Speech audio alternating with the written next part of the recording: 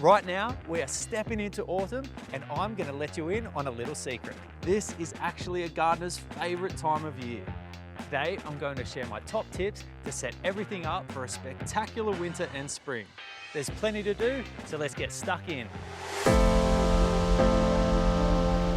One of the biggest gardening secrets, and something most people don't know, is when to plant your trees and shrubs. Everyone rushes in spring and even summer, but honestly, autumn is where the magic happens. While everything above the ground looks like it's slowing down, underneath the soil is a completely different story. The soil's still warm from summer, but the air is cooler and plants aren't under heat stress anymore. That means they can put all of their energy into growing strong, healthy roots. This is a real win. When you plant in autumn, you're not just planting for now, you're setting the plant up months ahead of spring. So by the time the hot summer weather rolls around, that tree or shrub already has an established root system. It also makes life a lot easier for you. You'll use way less water, there's less transplant shock, and plants are far more resilient. It's one of those small timing shifts that makes a massive difference. And this goes for almost everything. Feature trees, fruit trees, hedging plants, natives, screening shrubs, whatever it is. If you're thinking about structure in the garden, autumn is hands down the best time to do it.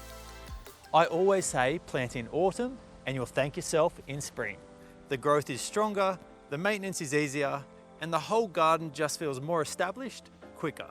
So if you're thinking about planting a hedge, a statement tree, or just filling a few gaps in the garden, now is the time to get it in the ground and let Mother Nature do the hard work for you.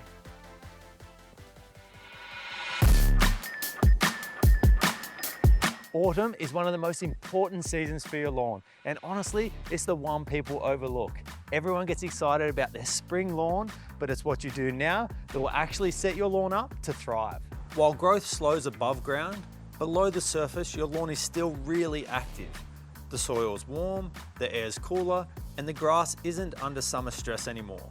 So autumn is all about strengthening the roots and preparing your lawn for winter. The first big job is feeding. After a long summer, your lawn is pretty depleted. Fertilising in autumn gives the nutrients it needs to recover and build strong roots before winter dormancy kicks in. You're not chasing loads of top growth here, you're building resilience. Next is watering, and this is where so many people get it wrong. Just because the weather cools down doesn't mean you stop watering completely. What you want to do instead is water deeper and less often.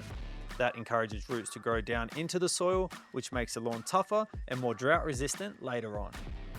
Autumn is also the perfect time to deal with weeds. The soil is still warm, so weeds are easy to remove, and getting on top of them now stops them taking over through winter and exploding in spring. It's one of those little jobs that makes all the difference. And then there's leaves. If you've got deciduous trees around, don't let thick layers of leaves sit on the lawn. They block light, trap moisture, and can lead to disease. Either rake them up, mow over them, or collect them for compost or leaf mold. If you want to go that extra mile, now is a great time to aerate compacted areas and top dress thin patches. It helps air, water, and nutrients get down into the soil and really lifts the lawn going into the cooler months. Autumn lawn care isn't about making it look perfect right now. It's about building the foundation. Stronger roots, healthier soil, and fewer weeds. Do the work now, and when spring rolls around, your lawn won't just repair itself, it'll take off. If you want one of the easiest wins in the garden, plant bulbs in autumn. This is one of those jobs where you do a little bit of work now, and future you gets rewarded with colour everywhere come late winter and spring. Now, timing matters. Bulbs are triggered by soil temperature, not the calendar. Once the soil drops below about 18 degrees Celsius, they start to wake up and think, righto, time to grow. That's why autumn is perfect. The soil is still warm enough for root growth, but cool enough to stop them shooting too early. If you plant your bulbs too soon while the soil temperature is high, you may get weak growth or even rotting bulbs. If you plant too late, you won't have enough root growth before winter. Most spring bulbs want full sun to part shade and free draining soil. The biggest killer of bulbs isn't cold, it's soggy soil. Bulbs hate wet feet. Before planting, loosen the soil to about a spade's depth, mixed through some compost for structure and a little aged manure for nutrients. You're not feeding the flower yet, you're feeding the roots. Good roots equals better flowers. If you want that beautiful English garden look, don't plant in straight lines. Instead, toss a handful of bulbs and plant them where they land. It gives you that soft, gentle drift of colour that looks way more natural and established. Here's the golden rule. You plant your bulbs at a depth that's 2 to 3 times the height of the bulb. So little bulbs like freesias or ranunculus get planted shallow, while bigger bulbs like daffodils or tulips go deeper. Too shallow and they'll flop, too deep and they'll struggle to emerge.